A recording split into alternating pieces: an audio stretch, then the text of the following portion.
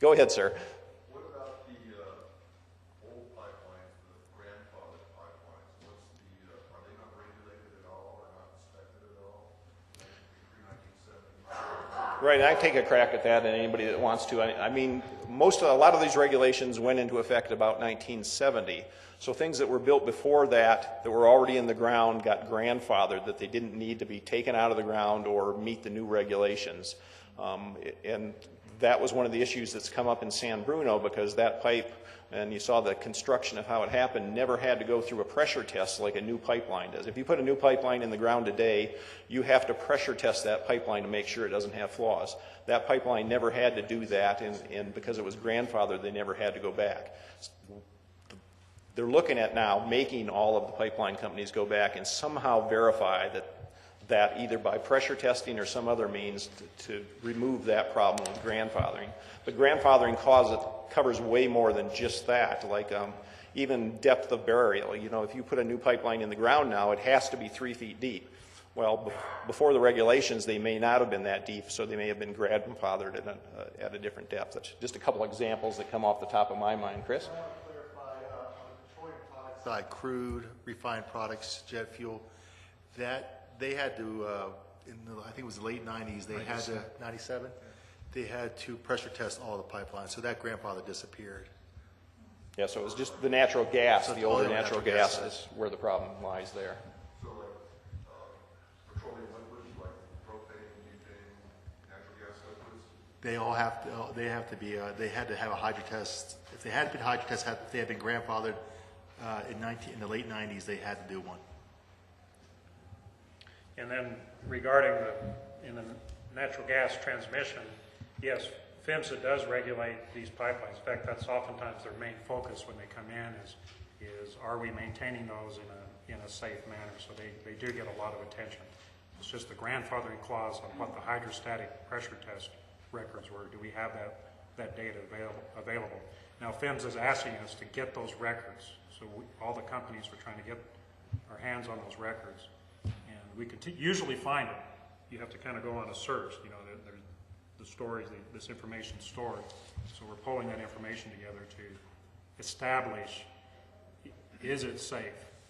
And like I said in my talk, if it's not, we may have to do a hydrostatic test now on it. Suzanne, I have several questions for all of you. do you want to come to the microphone? If we can be brief, because we are starting to cut into the caterer's time out there. Curiosity, how long has PHMSA been active? When did it come into? You saw that in 1970 where it said Office of Pipeline Safety following that one accident. I believe it was 1970. We've had various incarnations. We were in Material Transportation Bureau, and then after that we were called Research and Special Programs Administration. And then following the Bellingham and Carlsbad accidents in 2000, we got organized under the Pipeline Hazardous Materials Safety Administration. I believe it was 2002. But the federal regs kind of kicked in 1970. Yeah, the federal regulations kicked in 1970. Okay, so PHMSA studies the analysis and trends, and I give presentations often between the differences between a fad and a trend, and the trend being the general direction, general flow of things. So the trends that you're studying, their accidents, etc. I see building more pipelines as a trend. I see these more and more pipelines coming in as another trend, and with this trend, I foresee more accidents. It certainly has been a trend, because we're finding new sources of energy in different places than where the pipelines run now. So there's the need for more pipeline to tap those new sources. And but as some of the graphs showed, that even when you add in the more miles, the trend lines look correct. That's correct, but yeah, especially here in the West, there is a trend, well actually across the country, but with large transmission lines, there is a trend to add more natural gas and crude oil lines. Matter of fact, there's another line, we just built another line just going from Salt Lake City to Las Vegas. It was so recent, just got activated this year. Wasn't even on your map yet. But yeah, there is a trend. It's generally, you can say the new pipelines, I would say, because you have modern materials, you've been able to do all these preventative maintenance activities day one, from cradle to grave. you know, I would say they're generally safer, but Okay, I wrote several questions regarding fines and companies, that are given fines such as, we'll use Chevron, being given fines. Now, what if there's an immediate action to be taken place and a company chooses not to take immediate action and continue to flow, and then they get a $15,000 fine? What happens after that fine and no action being taken place? okay.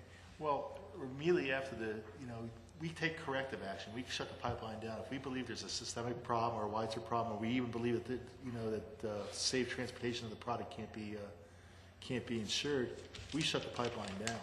And that's what occurred on Chevron after the second spill. After the first spill, it looked like a localized event due to what they call a short or a fault current, and we did some testing. But after the second spill, we actually shut the pipeline down. They couldn't return to service until they did certain things. That's called a corrective action order. So you have that. You have to make the pipeline safe. You do that right away. The second part is the punitive side, the fine side. Okay. So, and they paid a $423,000 fine in December 2010. Right, I think a lot of people miss that they can actually shut the pipelines down. In Bellingham, that pipeline was shut for 2 years, I think. 2 years. Which caused lots of consternation for some of the places that, like the SeaTac airport, that wanted that fuel.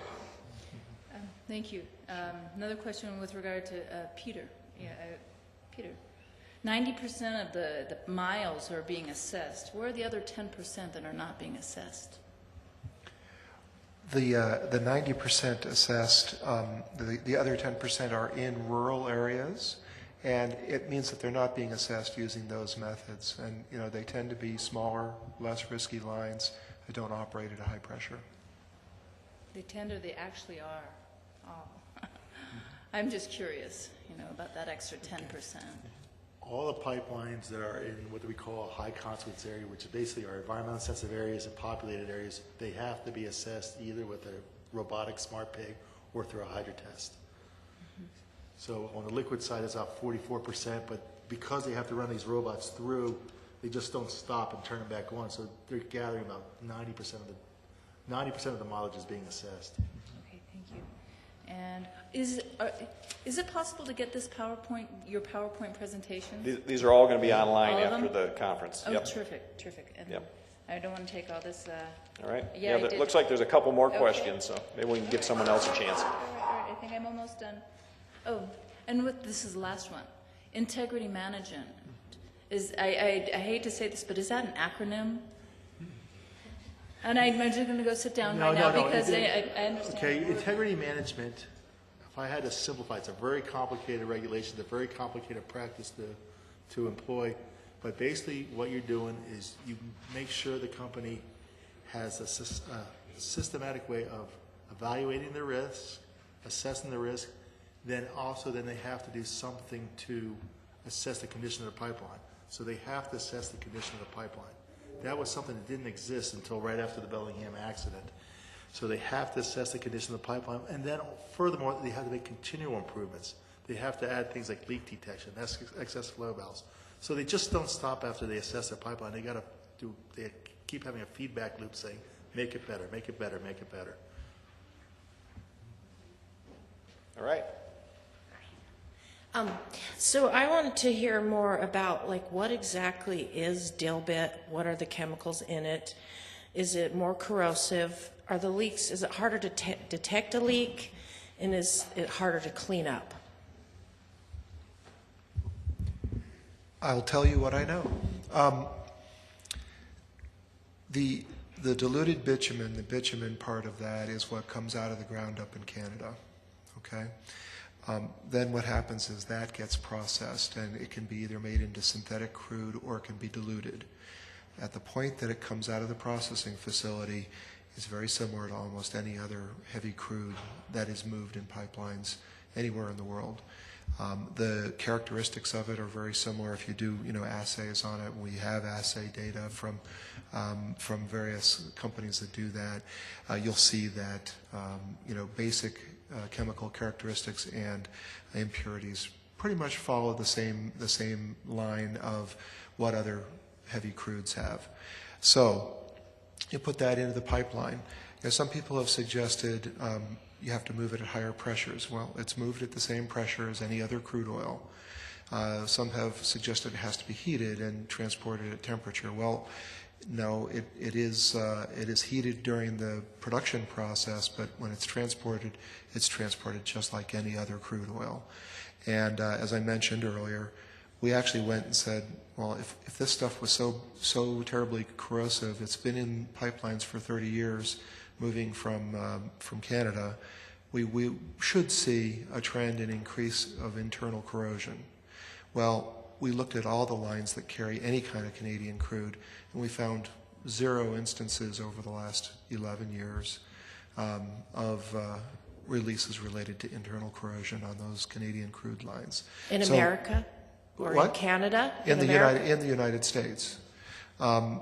Now, I will tell you that if you look at the production-related pipelines and the gathering lines up in Canada, that there is a different story because it hasn't been processed at that point, and it is a harsher substance at that point in the production process.